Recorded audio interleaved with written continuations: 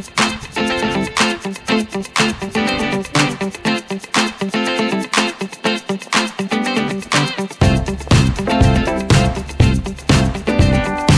hey guys, this is Scot Ariane from this Nomadic Idea. Today, we're going to install the Vevor Diesel Heater that you can buy on Amazon for about 120 bucks. But we're going to install it right into our old battery box in the Airstream. We're not really using that for anything. It used to be our outdoor shower, but we're going to use it to kind of vent in the diesel heat from there, so this can stay outside. We have a door, we can close it when we're not using it.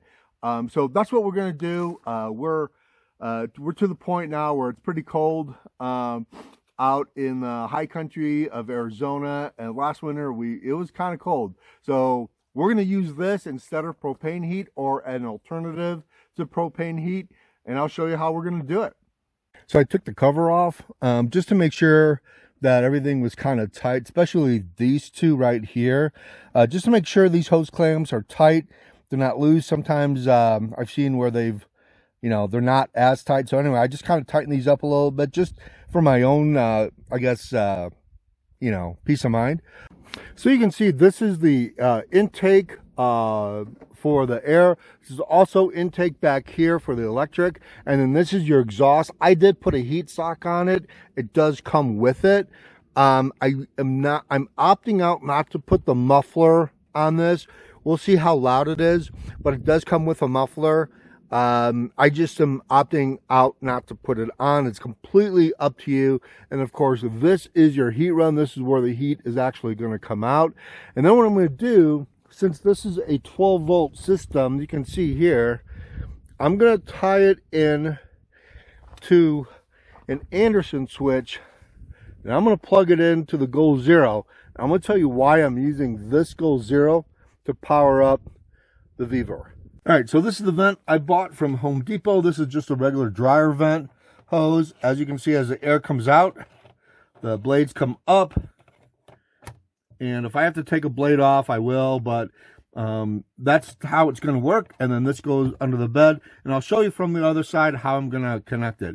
So we didn't have a lot of room here, so I wanted a small vent.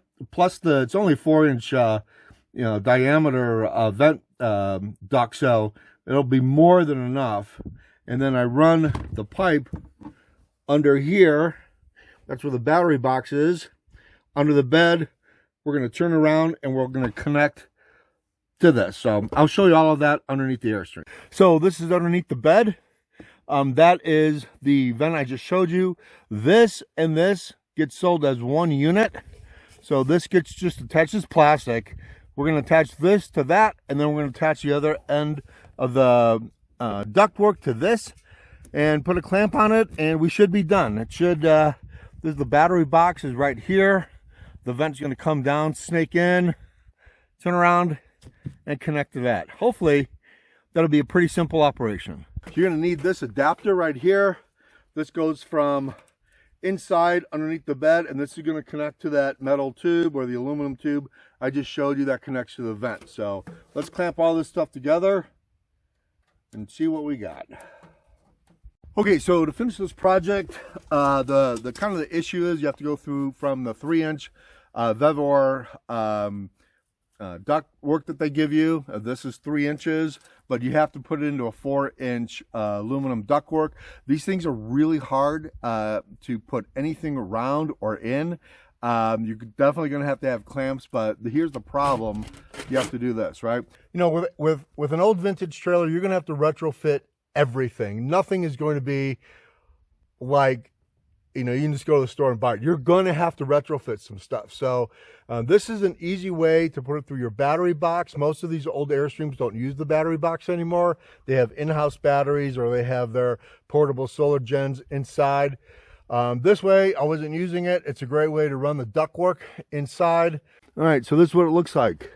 Clamp that goes on the Vevor comes into the 5-inch to 4-inch reducer. This is glued in. I use the part that came with the Vevor that hooks onto here as an insert inside the 4-inch or 5-inch to 4-inch.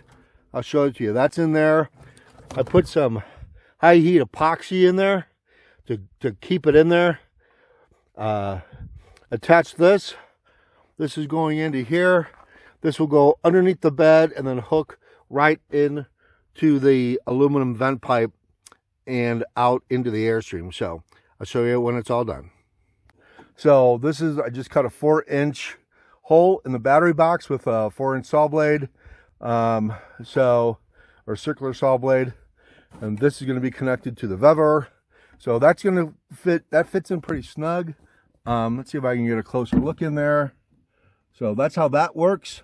Then I'm going to caulk it around here and seal that really good. So then this comes out of there, and then that's going to hook up into that vent right there. So hope you can see that. All right, so here's the final ductwork. This comes out of the battery box right there, kind of swings around, and then as you can see, I've got a clamp. Then I put some duct tape or heat tape on here. You get the heat tape, it's a couple dollars in the vent section at Home Depot. It's worth it. It's real sticky, and it really helps hold these connections together. And then of course it comes through here, and it's going to come out here. So all right, so we're kind of back where we started. This is all installed now. What I'll do here is I'll fabricate a piece of metal, probably aluminum. I'll take these off right here. Just take these off. I don't need them to be hooked up. We'll close the door, lock it. When we're not using it, when we are using it, this will go right into the piece of aluminum that'll be covered. Push some good insulation in there, and there we go. We have power to it. And how I did the power was, just comes down here.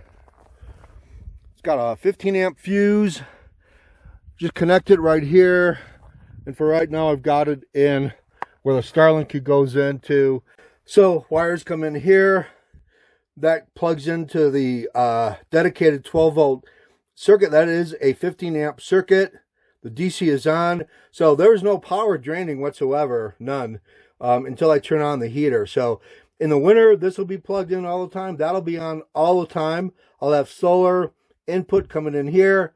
Probably go out the same way, and I'll put a like 100 or 240 watt solar panel out in front. I've got the auxiliary solar coming in here for winter when we do courtside. I know this is a mess right now, but that's what we're doing. That's why these 12 volt connectors are so important. The new solar or the new portable solar generators do not have a dedicated 12 volt output. Some of them only do 8 amps, some of them do 10 amps. This does 12 to 15 amps. The cigarette lighters do not work on the Vevor diesel heaters.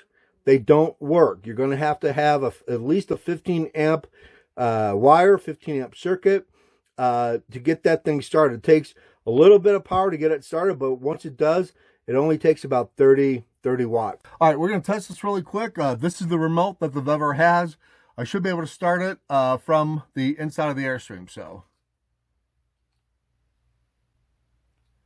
okay, let's go see if it's on.